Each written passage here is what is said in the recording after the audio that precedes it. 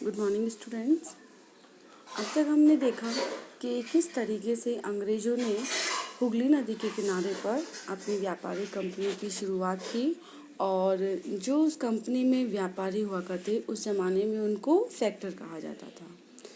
और 1606 और अंग्रेज़ों ने क्या किया था, अपने आसपास के इलाके में ही अपने व्यापारियों को भी बसने के लिए प्रेरित किया था, ताकि उनको क्या मतलब व्यापार में कोई भी किसी भी प्रकार की प्रॉब्लम ना हो। और औरंगजेब से क्या किया, उन्होंने एक फरमान जारी करवाया था।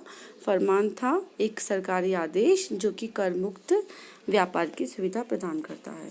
अब इस कर मुक्त व्यापार की जो सुविधा प्रदान करने का ये जो फरमान जारी किया था, उसका अनुचित लाभ और भी अधिकारियों ने भी व्यापारिक कंपनियों ने उठाना चाहा था, जिसे बंगाल के जो नवाब थे मुर्शिद अली, उन्होंने स्वीकार नहीं किया।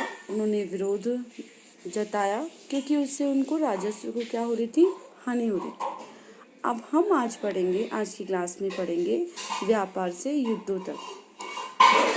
व्यापार करते करते किस प्रकार इतना विद्रोह, इतना ऐसा वातावरण बन गया कि युद्धों की आवश्यकता पड़ी।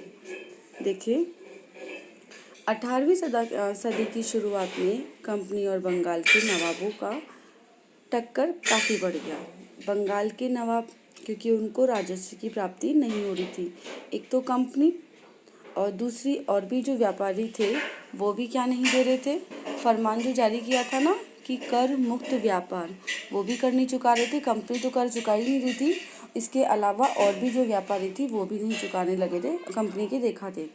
तो नवाब और बंगाल की कंपनी, नवाब और कंपनी के बीच में क्या बढ़ता चला गया, मतभेद बढ़ता हुआ चला गया। अब औरंगजेब की मृत्यु के बाद बंगाल के नवाब अपनी ताकत दिखाने लगे, क्योंकि जो फरमान जारी किया था वो किसने किया था, मुगल सम्राट औरंगजेब ने किया था। और जैसे ही 1707 में औरंगजेब की मृत्यु हुई, वैसे ही बंगाल की जो मुर्शिद अली खान थे, उन्होंने अपनी ताकत दिखानी शुरू कर दी।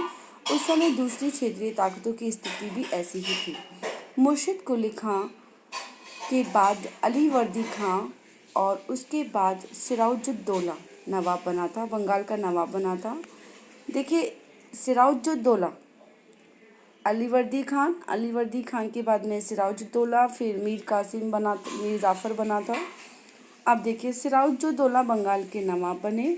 ये सभी शक्तिशाली शासक थे। उन्होंने कंपनी को रियायत देने से मना कर दिया, छूट देने से मना कर दिया कि अब हम आपको व्यापार के अंतर्गत किसी भी प्रकार की छूट नहीं देंगे। व्यापार का अधिकार देने के बदले कंपनी से नजराने मांगे, उपहार मांगे, भेंटें मांगी, है ना। उसे सिक्के ढालने का अधिकार नहीं था और उसकी किराबंदी को बढ़ाने से रोक दिया गया।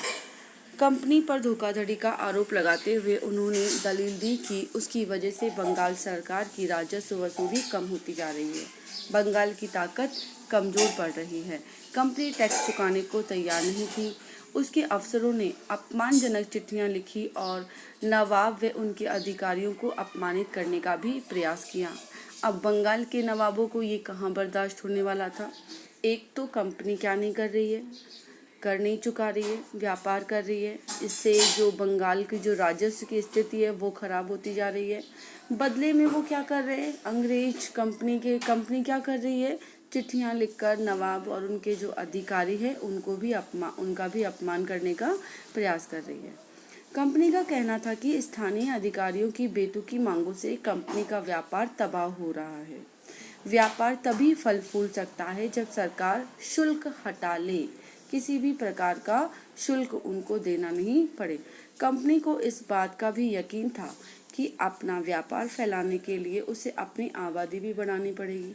कहते हैं ना कि जैसे हमें अपने मित्रों की संख्या बढ़ानी है, यदि अपने आप को पावरफुल बनाना है तो हमें अपने मित्रों की, अपने हितैषियों की जनसंख्या को बढ़ाना पड़ेगा। और ऐसा ही किया इन अंग्रेज व्यापारियों ने। इन्होंने भी क्या किया, धीरे धीरे आसपास के गांव खरीदने लग गए और उनमें किलों का पुनर्निर्माण करवाने लग गए। किले का पुनर्निर्माण करवाने के बाद में अपनी कंपनी के जो हितैषी थे उनको भी आसपास के इलाके में ही बसने के लिए उन्होंने प्रेरित कर लिया। ये टकराव क्या होता चला गया, दिनों दिन गंभीर होते गए और अंततः इन टकराव की परिणति मतलब जो परिणाम रूप सामने आया वो किस रूप में आया, प्लासी के प्रसिद्ध युद्ध के रूप में सामने आया। अब देखिए 1700 प्लासी का युद्ध पढ़ते हैं, बहुत ही मोस्ट है। 1756 में अलीवर्दी खां की मृत्यु हो गई। उसके बाद में बंगाल का नवाब कौन बना, बंगाल का नवाब बना सिराजुद्दौला। बंगाल के